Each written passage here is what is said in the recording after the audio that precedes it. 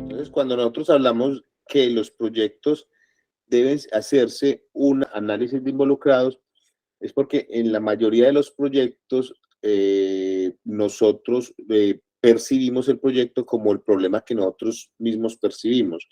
Pero los proyectos per se deberían, en principio, siempre preguntarle a las otras personas cuál es el problema que ustedes perciben. Eso viene a un clásico ejemplo de formulación de proyectos. Una fábrica que fabricaba zapatos tiene dos vendedores. Entonces, y se da cuenta que en una ciudad donde la gente, donde quieren abrir y quieren mirar a ver si puedo ir a vender zapatos allá.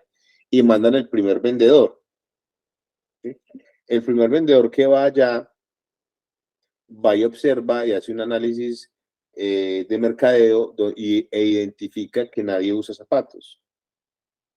Entonces va a la fábrica y entonces va a hacer el reporte a la gerencia comercial de la fábrica. Y entonces le pregunta, ¿y cómo te fue? La recomendación es no abrir la fábrica allá. ¿Por qué esa recomendación? Y le dije, no, es que allá nadie usa zapatos.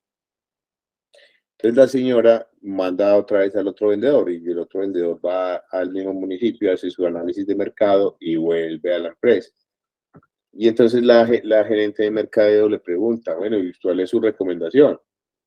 Y el vendedor le dice, no, la recomendación mía es que abran lo más pronto posible la empresa allá. ¿Por qué? Porque es que nadie vende zapatos.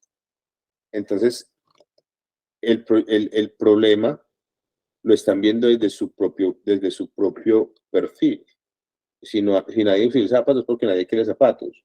Y el otro dice, si nadie utiliza zapatos porque todos quieren zapatos. Pero la pregunta es, ¿se dieron la tarea de preguntarle a las personas de allá si quieren empezar a usar zapatos? La comunidad está interesada en que se hagan zapatos. Entonces ahí es uno de los problemas que nosotros en los que incurrimos cuando formulamos proyectos, porque muchas veces el afán de las convocatorias nos hace que formulemos proyectos acorde a lo que nosotros creemos que es la necesidad, pero probablemente pasa lo que el cantante que se llama Ricardo Arjona dice, que realmente el problema no es el problema.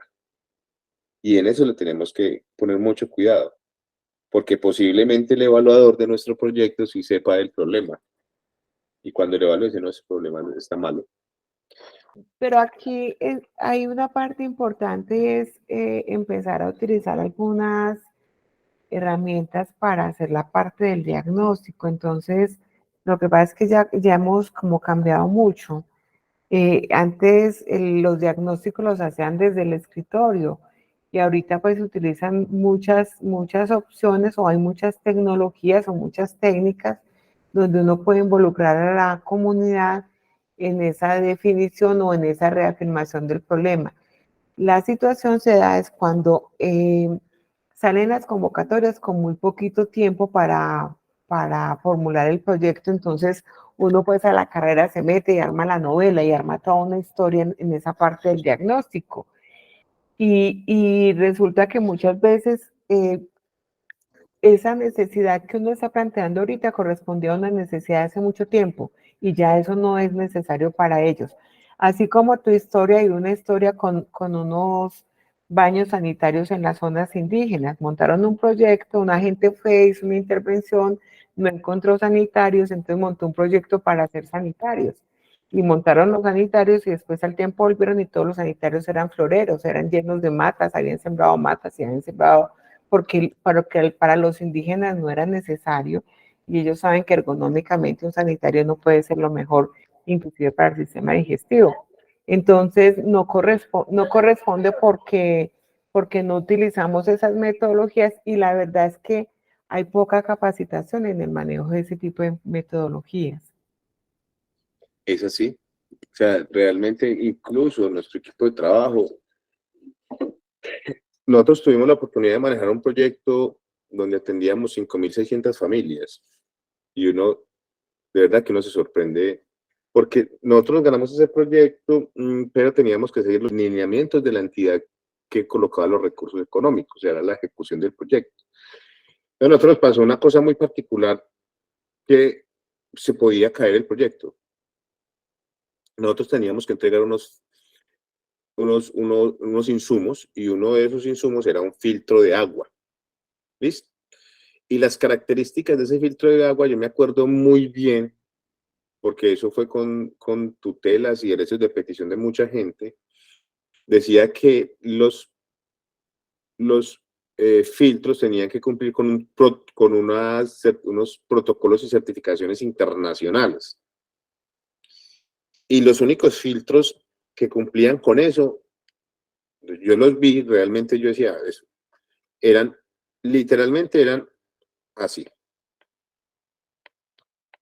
Eran todos conocen los tarros de pintura, ¿cierto? Los tarros de pintura grandototes. Dos cubetas dos cubetas de pintura. Una encima de otra. Los cuñetes. ¿Cómo? Los cuñetes. Exactamente.